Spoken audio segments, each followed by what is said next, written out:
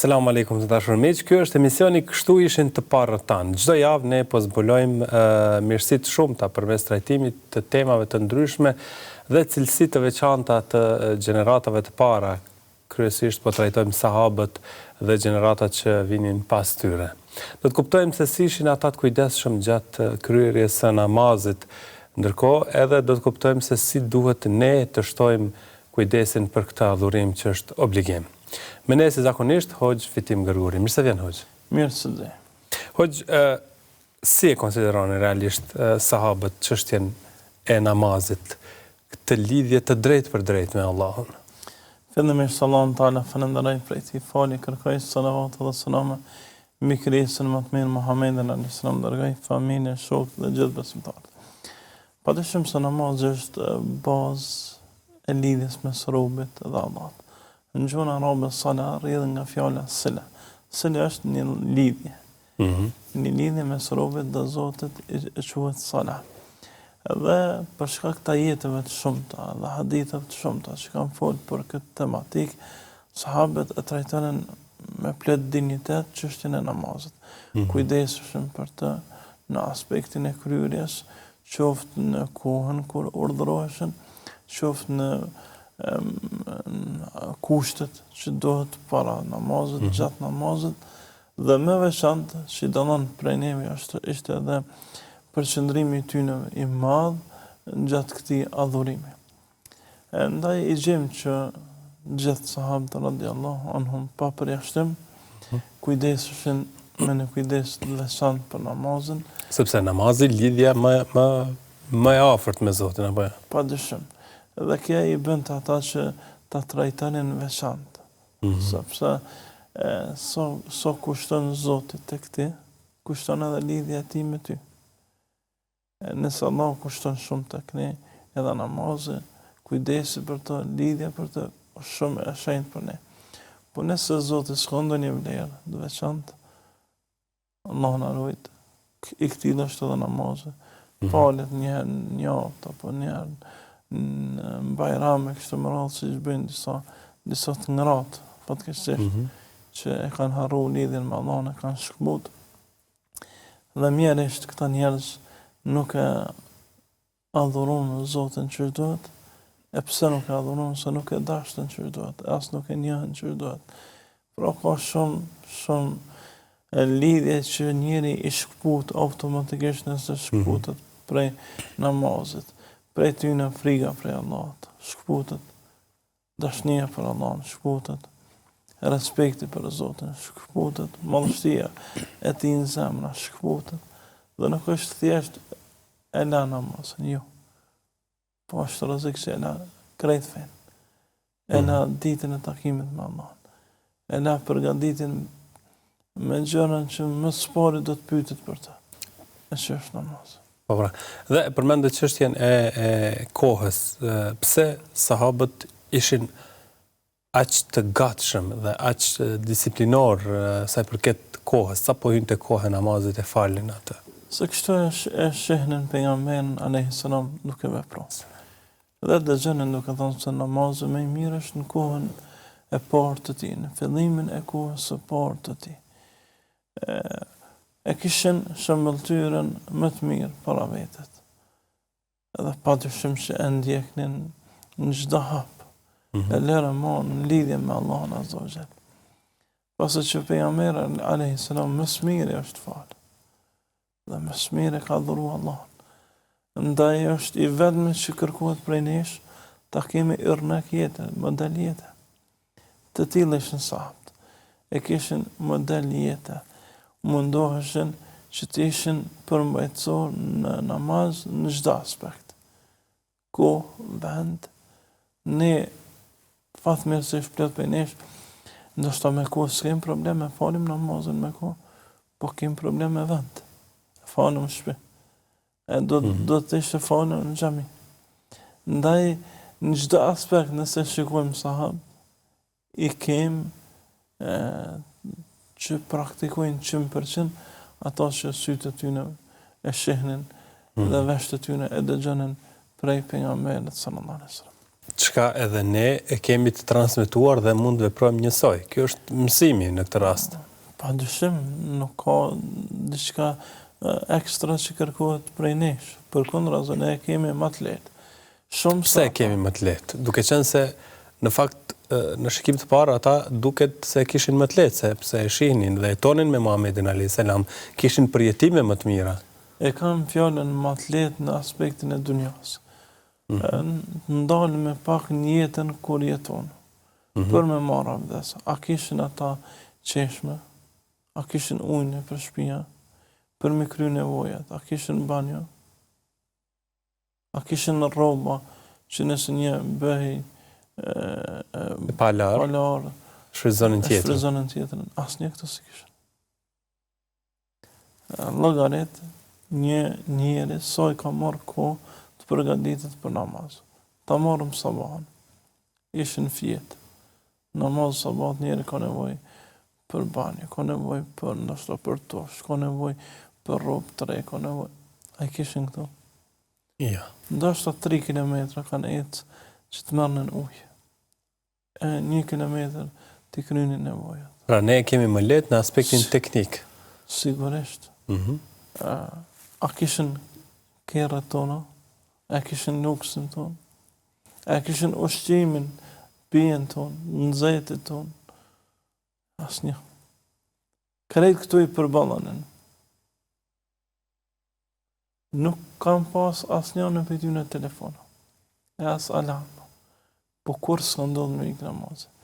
Na me gjithë këtë luks, me gjithë këtë mundësi për përgatitje, përsëri ikë. Ku është problemi? Ndaj, nëse kthehemi në rrafshin që ata kanë pa, pejgamberin e kanë më të lehtë jo gjithë. Për shembull namaz natë, kanë flejt, janë zgjuar 12 ora. Jo ujë afër, jo banjë afër, asnjë në dhomë kem. Tash kanë vendosur edhe banjën në dhomë të fjetjes. Që ndoshta 3 hapa prej 4 hapa prej shtratit i kanë banjë. Dhe përsëri gjenë arsye mos falet. Kjo është ai aspekti që po dojmë na së bashku me vendosën pa. Arsutimet kota. Nuk vlen para Allahut. Sa thot të goja së mbëllë, falë dorë, falë kam, falë sy. Pastaj këto dëshmojnë kundra nesh. Dhe të mos theme ne, si që të taj robe që Zoti përshkruan, pse dëshmut kundra nesh, se do të marrëm netin përgjigje. Antaqana Allahu alladhi antaqa kulla shay. Na bëra Allahu me fol që i bën me fol këndan apo gjithkën. Andaj të kemi frikë Zotin. Të kemi frikë Zotin se dobësia në aspektin e namazit nuk qëndron as pak mundësi trupore. Po qëndron në aspektin e imanit. Kur bëhet jargani më i rëndë se imani, ik namazi. Dhe kur ka iman, pa marrë parasysh sfidat, njeri ballafaqohet. Sahabët ishin të shquar për çështjen e përqendrimit të tyre, në këtë rast edhe në namaz. Si e arrinin këtë përqendrim, por edhe frikën ndaj Allahut përmes namazit? Kjo ka lënë në disa etapa, por për tyre e kuptonin mirë gjuhën. E dyta ishin që prezent në gjithë ato që ndodhte, ishin dëshmitarë në zbritjes të ajeteve, ndodhte të bënin pyetje, merrnin përgjigje nga qielli.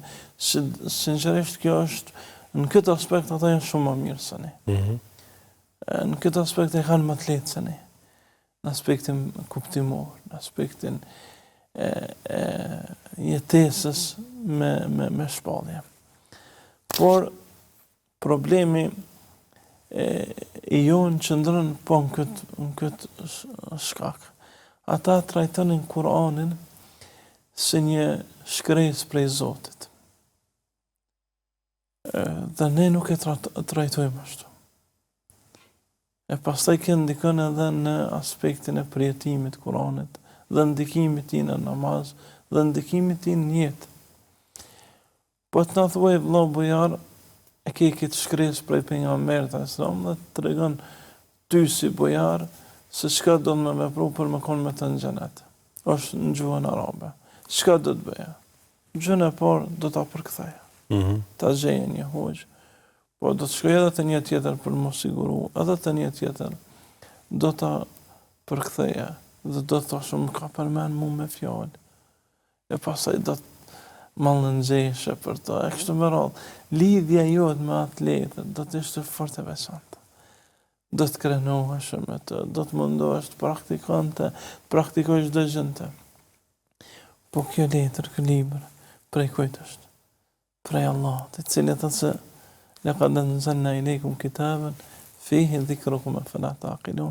Ja kemi zbrit ju me një libër që në të ju kemi përmend, as për gjeni vetën. S'po me ditën e kujni përmendën. Çdo gjë që na bën dobi në këtë botë, dobi në jetën e varrezave, dobi në ditën e gjykimit, është në këtë libër. Ma faratna min shay. Nuk kemi në lëngë në të pa përmend asgjë, o fjalët që ju bën dobi. Ma faratna min kitabi min shay, s'kena lëngë këtë libër, asgjë pa ju theksu që ju nevojitet. Pra, edhe në namaz të mendohet, meditohet rreth ajeteve të cilet lexohen. Prandaj edhe arrin pastaj edhe përqendrimi apo jo? Padyshim. E veçanërisht ato ajete që jemi mësuar të recitojmë, apo ato sure që i dim gjithë. 10 suret e fundit, surën Fatiha. Kur më shumë s'ka pas përkthime, s'ka pas komentime, nuk ka pas kur më shumë mundësi ta pyetësh hoxhën, po kjo sure kur ka zbrit, po çka kërkon Allahu prej surës? Kul huwa Allahu ahad prej meje. Çka kërkon këtë sure? Çka kërkon surën Nas? Çka kërkon surën Fatiha? Se cili mund ta bëjmë? Betohna në Zotin. Nuk kam marrë asnjëherë telefonat me pyes të ndokush se çka lypa Allahu për kësaj sure. Apo çka po lypa i këtij ajeti. Për shembull, Allahu bejan, janë 89 ajete që flasin o ju që keni besu.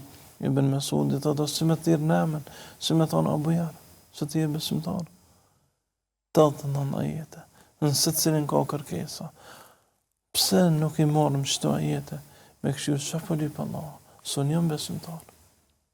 Ndaj, trajtimi jonë i Kuranit në këtë mënyrë është shumë larg asaj që trajtonin sot. Pse ata çonin, pse ata përjetonin namazin, pse ata praktikonin namazin, pse kishin Ebu Bekr dhe Umar emrin jo vallahi. Po pse jetonin me to, prokupoheshin me to, pyetnin rreth tij, nuk kishte ndonjë gjë veçse vetëm pejgamberi sallallahu për ata jetë. 12 vjet Omeri Zoti hifzi i tij surës Bakare me memorizu. Këto do ta bënte për një ditë nëse do donte. Pse 12 vjet? Pse një ajet më marr aty 36 ditë? Pse? Këto e kuptojna. Nëse ne trajtojna Kur'anin saj. Nëse trajtojna si shkresë prej Allah. Pra, praktikisht. Ndaj qëllimi që kjo është që të përmisohemi si jam përmisu, e të mos ankohemi si gjithë. Do ta bëj, inshallah, për mbaron me kaq, vjen viti tjetër, po ta pësh të dokush 2013, para 12 vjetë prej tash.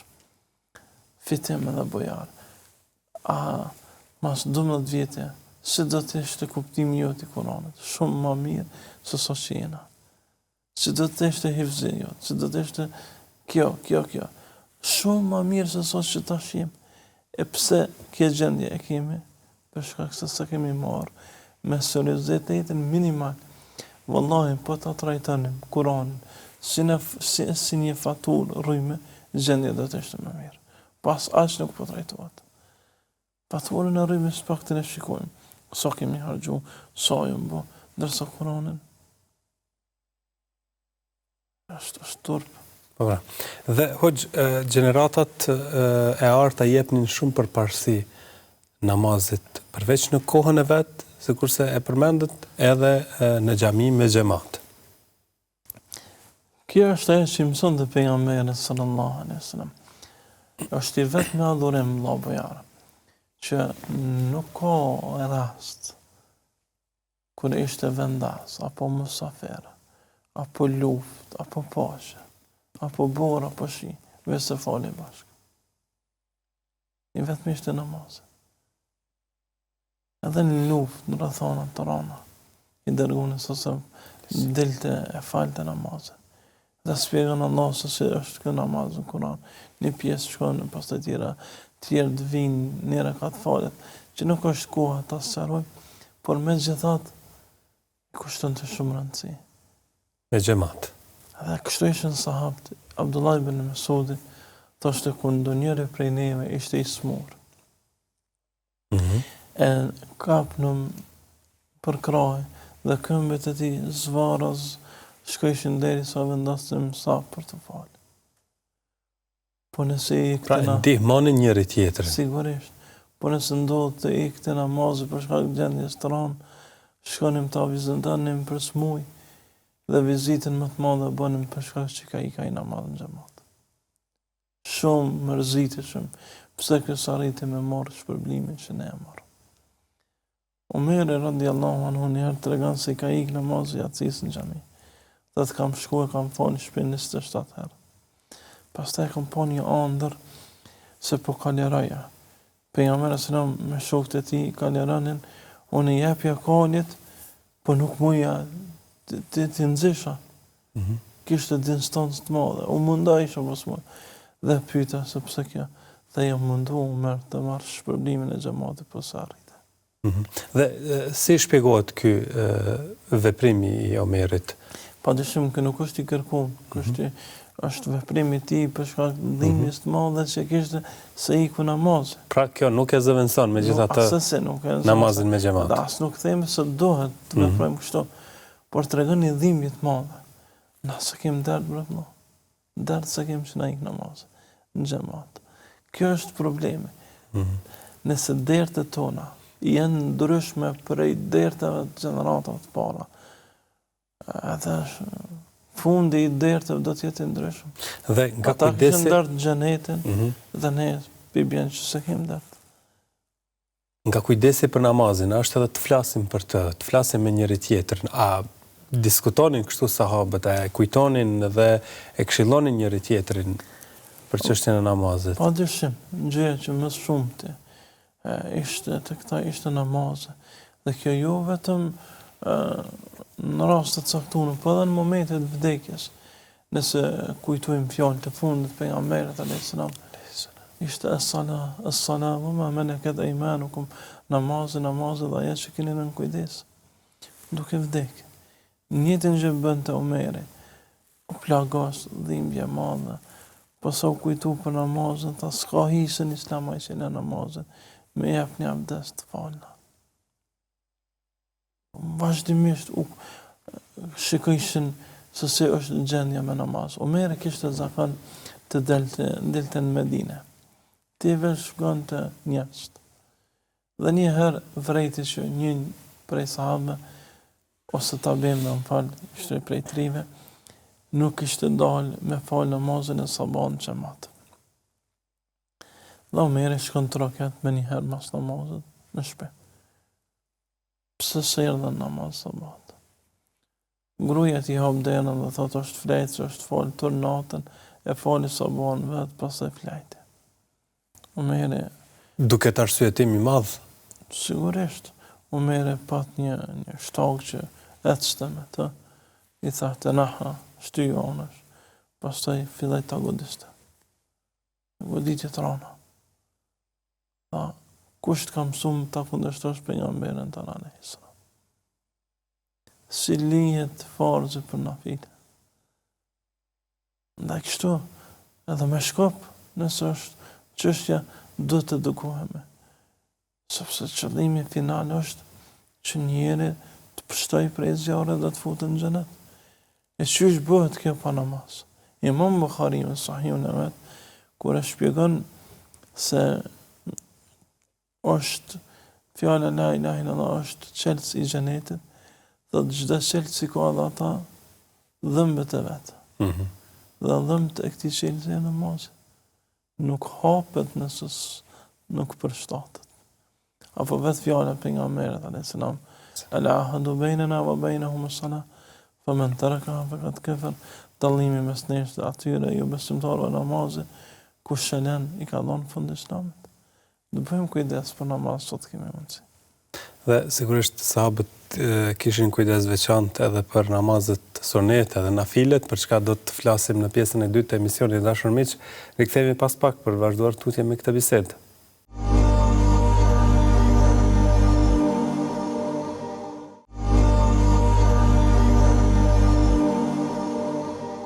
Jemi rikthyer dashur miq për të vazhduar tutje me këtë emision, po flasim me Hoxhën Fitim lidhur me çështjen e namazit dhe kujdesin që kishin të parët tan për namazin dhe si duhet ta kuptojmë ne këtë temë.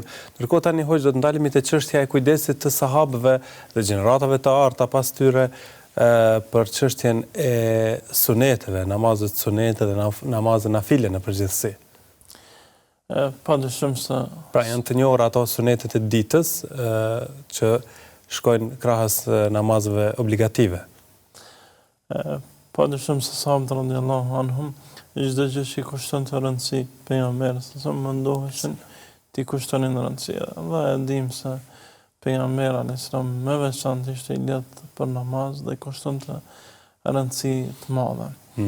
I gjim se ato 12 rekatet për të cilat thotë i dërguari Allah se kushdo që i fal do të ndërtojë një shtëpi në xhenet, nuk ndotë të lënen. O fjala për 2 rekate sunet sabat, pastaj 4 para dreke, 2 pas dreke, e pastaj 2 të akşamit dhe 2 të yatsis të fundit. Këto kushdo që i fal, pejgamberi alayhis salam thotë do të ndërtojë një shtëpi në xhenet. Po e shumë se sa është vështirë me ndërtu një shtëpi në dunja, me kapacitete minimale të dunjas, 10 metra, 15 metra, në kat, 2 kat. Po një shtëpi në xhenet që fillimi saj shihet dhe fundi saj nuk shihet. Një tull prej saj are, tjetra argjend, dhe ai mallteri i saj është misk. Këtë shtëpi pse se ndërtojnë Allah? Ku është problemi? Është në rregull që njëri me thonë një vepër të caktuar me shpërblim të pak, edhe nëse se bëj, po pse s'po marron shtëpinë në xhenet?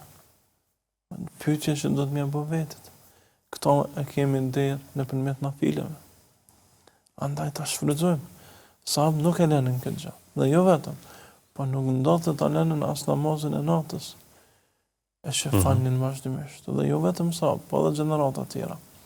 E trajtonin veçanërisht namazin e natës. Kemi tregu për Ali ibn Husain, i cili falte 1000 rekate mbrana 24 orë. Është Zainul Abidin, shtolisja adhuruzve, është djali i Hasanit e nipi Aliut, e stërnipi pejgamberit sallallahu alaihi wasallam. Ose Imam Ahmedi 300 rekate nafile e sunete. Dhe çka flet kjo për ne Hoxh? Sepse është një numër i madh rekatesh dhe kjo një gjë tregon. Duket si e paarritshme të falet në këtë kohë me këto angazhime që kemi. Kjo e paarritshme është shumë relative. Se gjojnë plesh që e arrin. E na turprojnë. Por që mbase kanë më shumë kohë. Jo vetëm. Po ta lëmë anash telefonin. Këqër sa kohën do ta gjejmë. Të siguroj për këto. Po çështja nuk është vetëm të arsyetimit që i bëj çfarë unë pastaj ne trit. Çështja është a kemi vullnet. A kemi vullnet apo? Pra esenca është të falemi shumë dhe jo numri i recateve, esencialisht.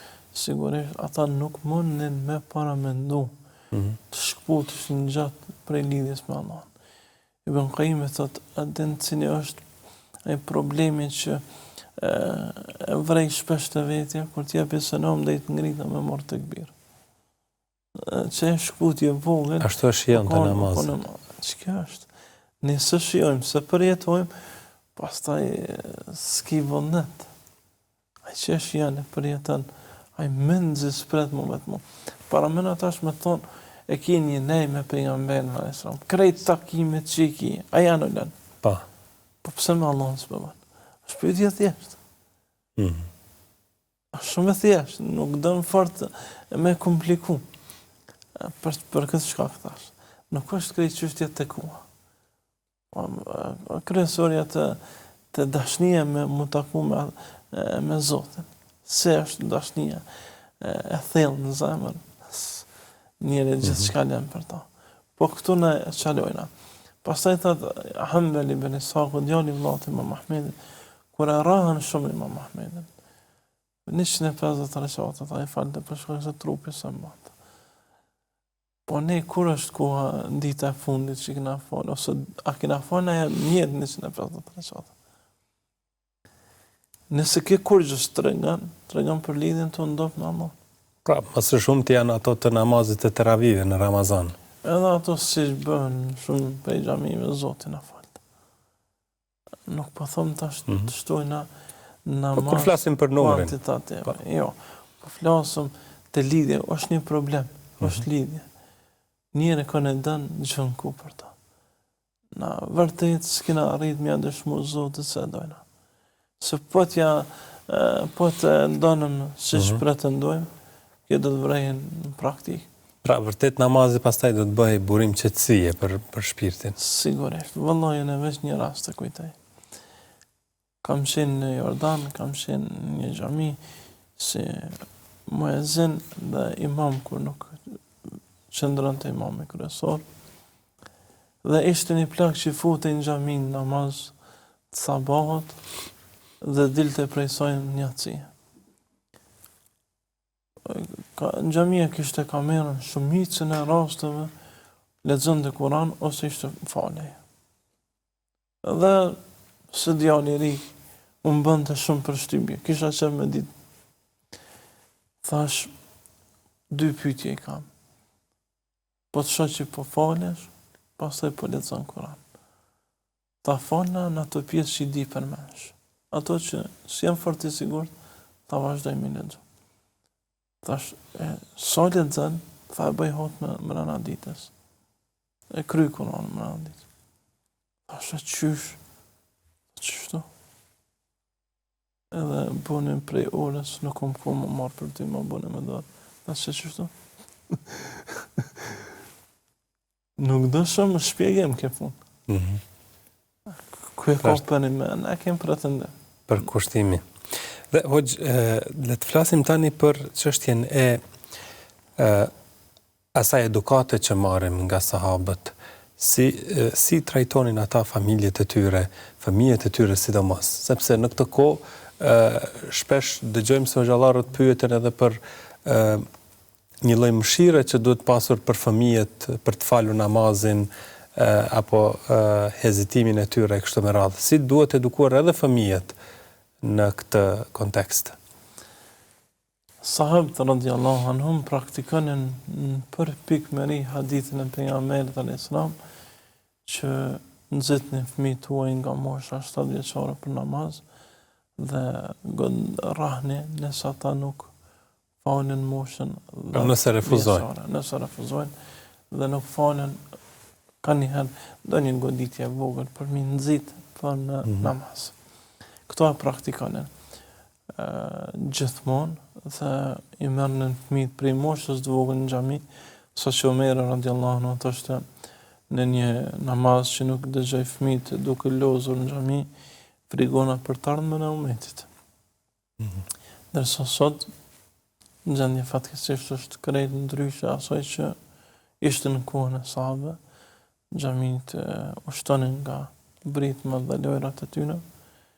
Dhe kjo as pak se pegon të askënd, pas nes na pengon fare. Por problemi është se kemi mëshirë ku nuk do të mëshirë. Për shembull, bën fëmia 10 vjet, në klasë 4 apo 5, ata është namazin kohën e dimrit apo në fillim pramerës ku jemi, është në ora 5:30, 5:20, ndërsa në ora 6:30 ngritet për të shkuar në shkollë. 5:20 priton me thirr për namaz, ndërsa në 6:20 e godet nëse s'qohet me shkuar në shkollë. Pse ndodh kjo? Nuk ka faj fëmijës, po faj prindit. Takimin me Allahun nuk don me ngolit, ndërsa shkumi në shkollë don me ngolit. Kjo është realiteti që po jetojnë fatkeqësisht. Ndaj them për vetë dhe gjithë ata që na dëgjojnë që mundonë të stimuloni në mënyra ndryshme fëmijët ngritën për namaz. qoftë ndonjëherë edhe me ndonjë dhuratë, qoftë me ndonjë fjalë të mirë, qoftë me ndonjë shëtitje, ti aktivizojnë për namaz. Që ata të krijojnë rutinë për të zgjuar rutinën e zgjimit për Zotin, se pastaj kur obligohet e kanë të lehtë faljen e namazit. Mos e shef fëmin 7 vjet, 8 vjet, 9 vjet të vogël për namaz. Nuk është i vogël për më mësu. Ajo është i vogël për do detaje, por jo edhe për kryerjen e namazit.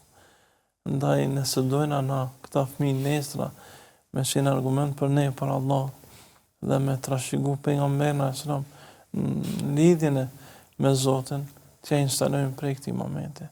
Për ndryshe, çdo prind që thotë është i vogël, ka vakt e kështu me radhë, ajo është vetë shkaktor që nesër fëmia të rritet në atë ambient që të mos ketë der të lahnin e namazit, mos ketë der të dalin për Allah. Ndaj ftoj vetën s'pari dhe gjithë ata prind që na dëgjojnë, që ta kenë këtë amanet parësor në jetën e tyre, ta çojnë në vend duke u mundu që fëmia i tyre të edukohet në frymën e adhurimit të Allahut, në krye të cilave është namazi dhe lidhja me të. Dhe edukimi i fëmijëve në këtë rast në aspektin e namazit është shumë i rëndësishëm. Le të kthehemi çështjes së namazeve si çështje kohe. Është përmendur shpesh herë në kuptimet e fesë se namazi sabahut është provë e imanit. Si shpjegohet kjo? Kjo shpjegohet në bazën e hadithit pejgamberit alayhis salam, athqal as-salati 'ala al-munafiqin, salat al-fajr wal-isha fil masjid, namazi më i rëndë për hipokritët, munafiqët është namazi sabahut dhe yatsis në xhami. Pra edhe namazi i yatsis përfshihet në këtë provë. Patyshim. Janë dy namaze që kërkojnë përkushtim. I pari ngritje dhe zgjim prej gjumit dhe i dyti lodhje madhe në mbarim të ditës. Verës 10:33 shkon këtu tek ne namazi i yatsis, kërkon pak përkushtim për mu qenë prezant namaz. Ndaj këta djetarë që e shohin se shajt besimit e ngritin mbi argumentimin me këtë hadith. Pejgamberi alayhis salam këtë hadith tregon se vetëm hipokritët janë ata që mungojnë namaz të bëhet. Janë ata që nuk dojnë me ju përgjigj Allahut azza wa jall. Dhe besimtarët nuk ndodh me bëu këtë gjë. Ndaj e shohim realitetin namaz sabahut. 5, 6, 7 veta në prezent, ndoshta në xhamin qytetin një sabde. Është shumë pak karshia asoj që gjithë janë në shtëpia, gjithë kanë mundësi. Pas sa del shpejt sabahit, i vrejnë njerëz duke u shpërnda në përvendet të punës. Por 3 minuta më herët nuk gjenë kohë për Zotin. Pastaj i tilla thotë se jam besimtare, do Zotin, pasi e don Zotin të i nderuar. I nderuar sallallahu alaihi wasallam një herë fali namazin e sabahut dhe vrejti 2 njerëz që nuk u falen me ta. I pyeti, pse nuk u falen me ne? Tha, e falem në xhamin tonë, pastaj erdhëm. Tha, mos të përsëritni më këtë gjë, se njerëzit mendojnë se s'e keni falë namazin. Ndaj në t'i nxitëm prind, veçanërisht ata që janë në penzion. Por nëse ai tash nuk i vedisohet të përgatitet për takimin me Allahun, kur do ta bëj? Pse nuk den sabah? Po lodhje, po nëse ti ke 65 vjet, një 80 vjeçor po vjen, a nuk është i lodhur ai? Ndaj s'kem arsye të mundohemi ta vëdësojmë vetën dhe gjithë ata që jetojnë për atë nesh për namaz sabahut. Dhe për gjitha namazet. Dhe nga kujdesi për namazin tek sahabët shihej edhe përgatitja për namazin. Ishin të kujdesshëm dhe i kushton rëndësi edhe çështjes së abdesit. Në emisionet e kaluara keni përmendur Aliun se si kujdesej para se të hynte në namaz. Padyshim se sahabët radhiyallahu anhum kujdeseshin për çdo detaj para se dilnin para krijuesit. Me të vërtetë vëllai, çështja e tyre ndaj namazit është e ngjashme me çështjen tonë ndaj një njerit me rëndësi që mundohem me prit me detajet, me çdo detaj të mundshëm. Për shembull, nëse vjen një njerëz shumë e vlerë, edhe restorantin për kujdesesh, edhe për llojin e ushqimit, edhe për dukjen, edhe për vendin, edhe për pozitën, edhe për gjithçka tjetër. Ibn Qayyim kur shpjegon gjendjen e sahabëve karshi namazit, thotë kujdeseshin për çdo detaj para se të dilnin për Allahut. Çdo detaj të mundshëm kujdeseshin para se të dilnin Allahut përpara. E më veçantë kuptohet brendësinë e tyre, anën shpirtërore. E mërë të kohë, pa dyshim, para namazit, para kujt po del, duke i fol vetes, tash del për ati që si fshehet gjë prej të kalunës tane, që e din sakt se ku i ki met. Gjatë namazit a i ki met, çfarë do të bësh pas namazit, apo të ki met të Zoti. Ndaj këto të shërbejnë për neve si mostra, që ta vetëdijsojmë vetëm për namaz. Jo tjetë namaz jo në rutinë, e që mas pak të që gjatë namazit na shkomenja është Zoti fatkesisht. Fëmija, po puna, po lodhja, po stresi, po biznesi, po gjitha këto në bin men llogaritje në namaz, vetëm Allahu jo. Kja Allahu Ekber, Allahu më i madh, është bërë rutinë. Dhe pastaj, pas këtij lloji namazi, refleksioni, çfarë mund të jetë? Në gjendja jonë, jashtë namazit është e njëjtë si namaz. Nëse dënë me ditë gjendjen tonë në namaz, shiko pas tina. Është njëjtë. Ato ngritën me kuptimit të namazit dhe jeton me to. Nëse ne të shpërqendron namaz, shpërqendron jashtë namazit, njerëz pa busull, pa prioritete, pa ambicie. Pse nuk i kemi ngrit ambicjet namaz. Dhe fundit hoxh, por e një rëndësie të veçantë, të jashtëzakonshme është çështja e Muhamedit alayhis salam. Edhe në prag të vdekjes mendonte dhe këshillonte për namazin. Pse? Për shkak të rëndësisë të madhe. E tërë jeta e tij ishte ngritur me namaz. Dhe fundi i tij ishte i tillë. Nuk ka gjë më të rëndësishme për një besimtar se sa Allahu dhe lidhja me të. Wa aqimi salata li dhikri. Fale namazin për çka? Që të më kujtosh mu, të bjen men për mu, për në takim me mu. 77 herë, 72 ajete, thirrje në mënyra të ndryshme për namaz. Kjo ishte edhe fillimi dhe fundi i pejgambersisë. Pejgamberi sa falej me mëngjes dhe mbrëmje para se të zbriste 5 namazet. Dhe kështu ishte edhe jeta e tina. I nxiste vazhdimisht njerëz, krijoi një shoqëri të ngritur mbi kuptimin e namazit. Dhe zaten kjo shoqëri që shkak për përhapjen e fesë lindje perëndim. Ndërsa sot fatkeqësisht gjendja jo namaz dhe gjendja jo me Allahun për bën në vështirë futin e islamit në shpirtat tonë spari, pastaj në shtëpiat tona, pastaj në rrethin ku jetojna. Po të ishim si çdohet. Çdo gjë do të ishte si çdohet. Por fakti se si jemi ashtu që duhet, i kemi punë që i kemi. Ndaj nuk fejsot askush përveç vetes tonë. As shejtani. Shejtani kishte edhe Abu Bekrin dhe Omeri. Nështë edhe më të forishëm shumë se ne. Po s'ke pengesë për adhurim. Ndërsa sot çdo dështim e bëjmë shejtanin fetare dhe jo veten. Bëhemi sa të nxënë sot e dëpt, e mora 5, e mashqiti nesh. Jo, e mora 5, po e mora nesh. Edhe dështimin t'ja faturojmë vetes. Ndaj sahabët dhe i dërguni Allahut alayhis salam e kishin gjën më të veçantë namazin. Me të fillon, me të përfundon, ndërsa ne nuk di si e kemi, edhe nuk di si të ta përfundojmë, po losëm Zotin, na vetë saj. Dhe losë Allahun kushdo që dëgjon këtë emision, dhe ende su falë, ende s'ka fillu me 5 kotë, të ngritet tash, të merr abdes, të fillon ta falë namazin e yatsis pas emisionit gjatë natës. Dhe t'ja e besën Allahun sejdë që kur s'do ta lënë më namazin. Sot këtë frymë, vëlla, motër, nan, babë, djalë, vajzë, gjithë që përna dëgjane. Kena me vdekë, kena me dalë Allahut për para. E para gjë namazë, nëse kjo është mirë, me lejnë e Zotit, çdo gjë do t'jetë mirë. Nëse kjo është keq, çdo gjë do t'jetë keq. Ndaj, los prej shpirtit, mos ta lënë namazën, Zoti ju bekoft. Allah të shpërbleft, që faleminderit shumë. Faleminderit për juve.